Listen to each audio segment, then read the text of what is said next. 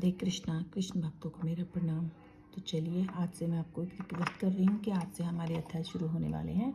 तो आप मेरी इस वीडियो को ज़्यादा से ज़्यादा शेयर कीजिए, लाइक कीजिए, सब्सक्राइब कीजिए। राधे कृष्णा। स्टार्ट करते हैं। अध्याय पहला, कुरुक्षेत्र में युद्ध स्थल में सैन्य निरीक्षण।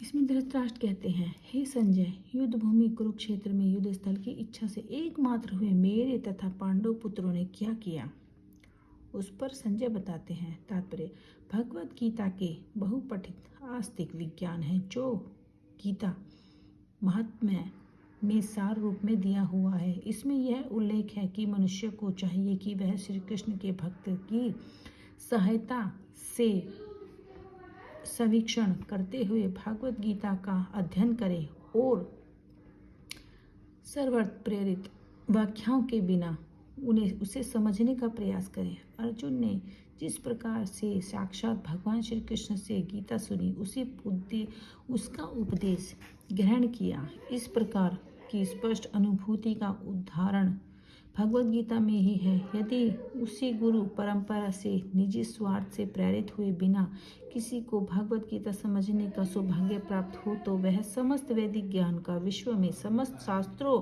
के अध्ययन को पीछे छोड़ देता है। पाठक को भगवत गीता में न केवल अन्य शास्त्रों की सारी बातें मिलेंगी, अपितु ऐसी बातें भी मिलेंगी जो अन्यत्र कहीं उपलब्ध नहीं है। यही गीता का विशिष्ट मानदंड है। स्वयं भगवान श्री कृष्ण के द्वारा साक्षात उच्चरित होने के कारण यह पूर्ण आस्तिक विज्ञान है। महाभारत में वाणी धृतराष्ट्र तथा संजय की वार्ताएं इस महान दर्शन के मूल सिद्धांत का कार्य करती है। माना जाता है कि इस दर्शन की प्रस्तुति कुरुक्षेत्र के युद्ध स्थल में हुई, जो वैदिक युग से पवित्र तीर्थ स्थल रहा है। इसका प्रवचन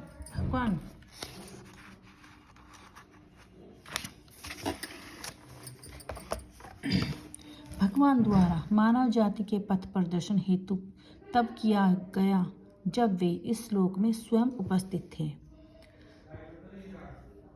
धर्म क्षेत्र शब्द सार्थक है, क्योंकि कुरुक्षेत्र के युद्ध स्थल में अर्जुन के पक्ष में भगवान श्री कृष्ण स्वयं उपस्थित थे। कौरवों का पिता धृतराष्ट्र अपने पुत्रों की विजय की संभावना के विषय में अत्यधिक संदिग्ध था। अतः इसी संदेह के कारण उसने अपने सचिव से पूछा, उन्होंने क्या किया?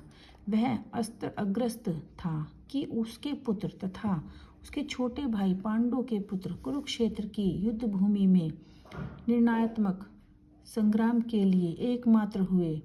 फिर भी उनकी जिज्ञासा समर्थ है। वह नहीं चाहता था कि भाइयों में कोई समझौता हो, अतः वह युद्ध भूमि में अपने पुत्रों की नियति भाग्य भावी के विषय में अग्रस्त होना चाह रहा था। चूंकि इस युद्ध को कुरुक्षेत्र में लड़ा जाना था, उसका उल्लेख वेदों में स्वर्ग के निवासियों के लिए भी तीर्थस्थल के रूप में हुआ था। अतः धृतराष्ट्र अत्यंत भयभीत था कि इस पवित्र स्थल का युद्ध के क्या परिणाम है। स्थल का युद्ध के परिणाम हुआ है। अतः धृतराष्ट्र अत्यंत भयभीत था कि इस परिणाम पर न जाने कैसा प्रभाव पड़े। उसे भली भांति ज्ञात था कि इसका प्रभाव अर्जुन तथा पांडवों के अन्य पुत्रों पर अत्यंत अनुकूल पड़ेगा, क्योंकि स्वभाव से वे सभी पुण्य आत्मा थे। संजय श्रीवास का शिष्य था, अतः उनकी कृपा से संजय धृतराष्ट्र के कक्ष में बैठे बैठे कुरुक्षेत्र के युद्ध स्थल का दर्शन कर सकता था। इसीलिए धृतराष्ट्र ने उससे युद्ध स्थल की स्थिति के विषय में पूछा। पांडव तथा धृतराष्ट्र के पुत्र दोनों ही एक वंश के थे, एक वंश से संबंधित थे, किंतु यहाँ पर धृतराष्ट्र के वाक्य से उसके मनोभाव प्रकट होते थे।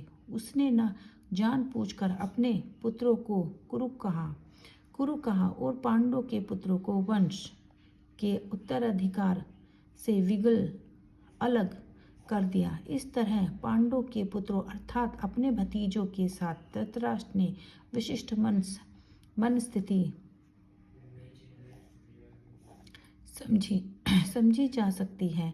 जिस प्रकार धान के खेत में अवांछित पौधों को उखाड़ दिया जाता है, उसी प्रकार इस कथा के आरंभ से ही ऐसी आशा की जाती है कि जहाँ धर्म के पिता श्री कृष्ण उपस्थित हो वहाँ कुरुक्षेत्र रूपी खेत में दुर्योधन आदि धृतराष्ट्र के पुत्र रूपी अवंचित पौधों को समूल नष्ट करके युधिष्ठिर आदि नितांत धार्मिक पुरुषों की स्थापना की जाएगी। जहाँ यहाँ धर्म क्षेत्र तथा कुरुक्षेत्र शब्दों की उनकी ऐतिहासिक तथा वैदिक महत्वता के अतिरिक्त यहाँ सार्थकता है। राधे कृष्ण। आज के लिए इतना ही। प्लीज़ मेरी वीडियो को ज़्यादा से ज़्यादा शेयर कीजिए और मुझे सब्सक्राइब कीजिए, लाइक कीजिए, कमेंट कीजिए।